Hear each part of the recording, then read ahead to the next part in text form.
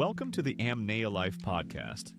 Today we will talk about the frustration of surviving a working holiday without gaining real English speaking confidence, why so many Taiwanese return home feeling disappointed, and how to turn that regret into real transformation.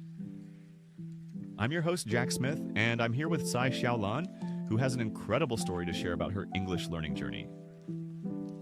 Xiaolan, thanks so much for being here today.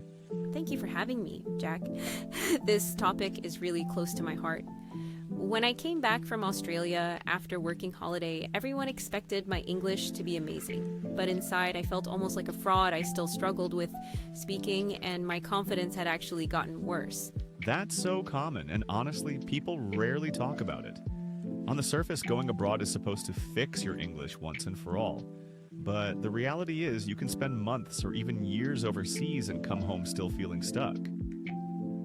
Why do you think that is, Xiaolan? I think we believe being surrounded by English will naturally make us fluent. But it's easy to stay in a bubble working with other Taiwanese, living with Chinese speakers, ordering food with just a few phrases. I avoided real conversations because I was scared of embarrassing myself, so even though I was in Australia, I barely pushed my limits. That's exactly the pattern. Being in an English-speaking country doesn't guarantee growth. What matters is whether you actually face your fears and use the language. If not, the disappointment can be pretty heavy. Yes. And when I got back, everyone in my family, my old classmates, asked how much my English had improved.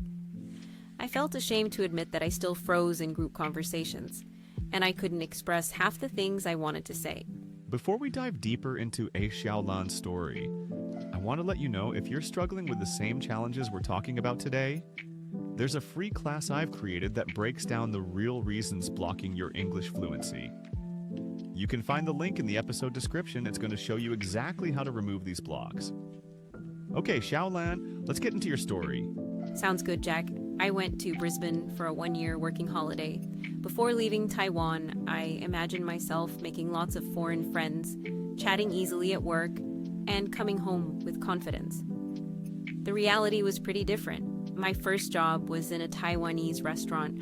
Almost all my coworkers spoke Mandarin, so I barely used English. Even outside work, I stuck with people from Taiwan. At supermarkets or cafes, I did speak some English, but only the basics. Hi, can I get a coffee? I avoided long conversations at all costs. When customers asked me questions I didn't expect, my mind would go blank and I'd panic and just say sorry or smile to cover up my confusion. That's such a familiar scenario. A lot of learners imagine that just being in an English environment will force them to improve, but it's so easy to find comfort zones even abroad. The fear of being embarrassed is stronger than the push to practice. Yes, and I told myself, next month I'll try harder. But that month never really came.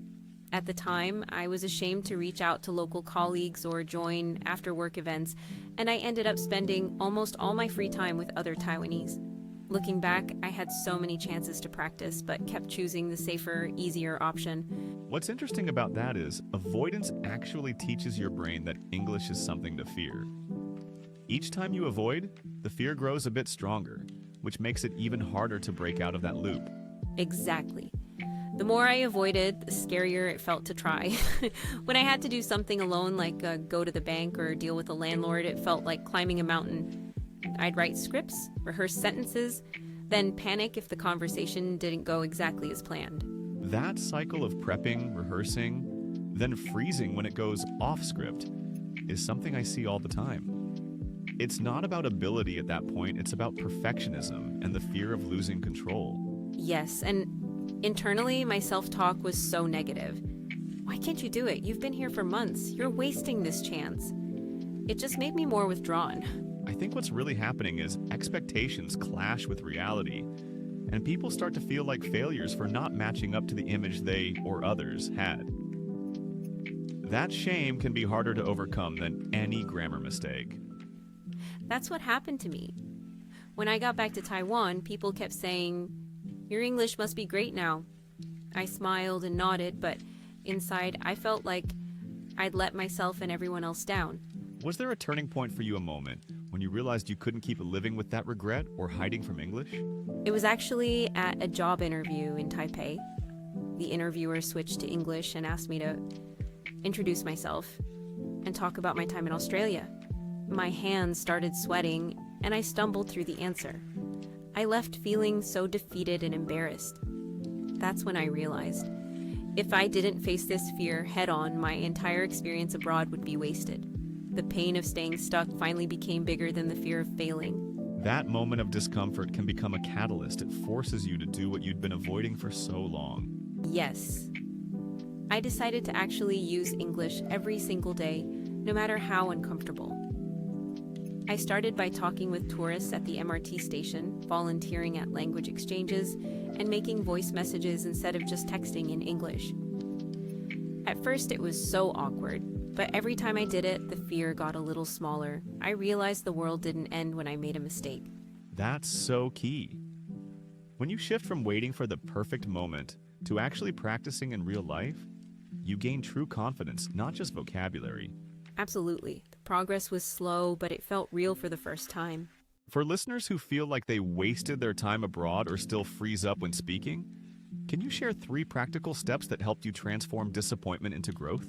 Of course. First, start small. Make yourself speak English every day, even if it's just one sentence to a stranger or in a coffee shop.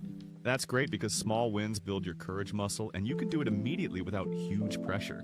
Second, join language exchanges or volunteering even online, where the focus isn't on being perfect, but just communicating. Exactly. Those low-stakes environments remove judgment, help you experiment, and make making mistakes feel normal. Third, celebrate every little success. Write them down, even if it's just, I introduced myself without freezing today. Acknowledging progress made me realize I wasn't stuck. I was moving forward. That celebration rewires your brain to see English as possibility, not just pressure. Yes, and it keeps you motivated when things get tough. Xiaolan, your story proves that going abroad isn't a magic solution for English. You must actively step into discomfort and practice bravely, wherever you are. Exactly. Don't let disappointment turn into lifelong regret. Every day is another chance. If you keep practicing, confidence will come, no matter where you are. Imagine if every returnee shared honestly about their struggles instead of pretending. So many more people would know they're not alone. That's what I hope. If you don't give up, your story can inspire someone else. And even if you didn't achieve fluency abroad, nothing is wasted. You're still building your English story now. It's never too late to start again. You can always rewrite your ending. Xiaolan, thank you so much for being here today and sharing your story with us. I know our listeners are going to find so much value in what you've shared. Thank you for having me, Jack. I hope my experience helps someone out there. I'm sure it will. And to everyone listening, if you want to discover the real reasons that are blocking you from speaking English fluently, click the link in this episode to watch a free class that will show you how to remove these blocks.